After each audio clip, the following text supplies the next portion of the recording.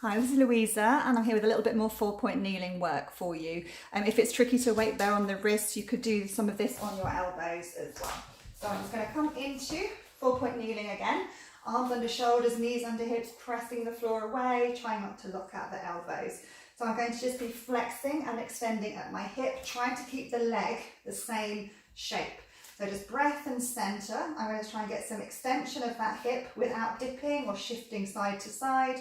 Bringing it back, and then I'm going to try and get some flexion of the hip without rounding or tilting the pelvis. So you could try and do maybe 4 or 5 of those. You need to switch on your stabilizing muscles on the other side. I think almost like the oyster glute med muscles.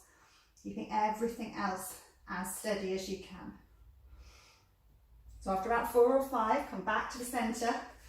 Set everything up again if you need to make sure we found our alignment.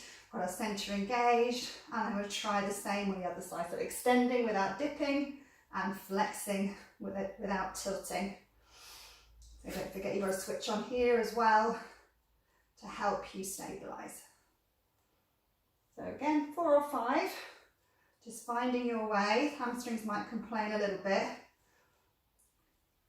And then you can come back, and if you need a quick breather, come into rest or just shake out your hands a little bit. So the next one is a bit of a progression from tabletop 1. And if you needed to do tabletop 1 as an alternative, that would be fine, where you'd slide the leg away and maybe lift without dipping, lower and glide back in again. So you can definitely stay with that if needed, and you could do that on elbows if needed. The alternative is I'm going to slide the leg away, check the pelvis is really level. I'm going to slightly turn out from the hip and sweep that leg around to the side. Okay, and I'm going to bring it back to the centre. That might be enough, or some of you might want to turn in from the hip a little bit and then bring it across the other side, but we're not tail swishing now. You're trying to keep that pelvis really square, and then back to the centre. So maybe your foot sweeps on the floor, it maybe it hovers away. It might be that your range is a little bit different here. So I've just done 3 of those. You can do a few more if you wanted to.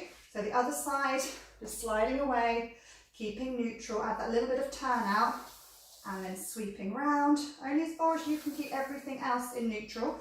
That might be enough to pause back here, or you add that little bit of turn in from the hip, and it just crosses over the other foot, but you're keeping that pelvis as steady as you can. So no tail swish here. Breathing, centering, and that supporting leg is working hard as well.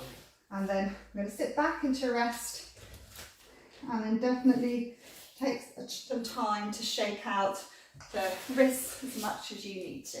So I hope that's been helpful, and let me know, and if it's useful for you, please do click like and subscribe. I'll be really grateful. So thanks very much. Take care. Bye bye.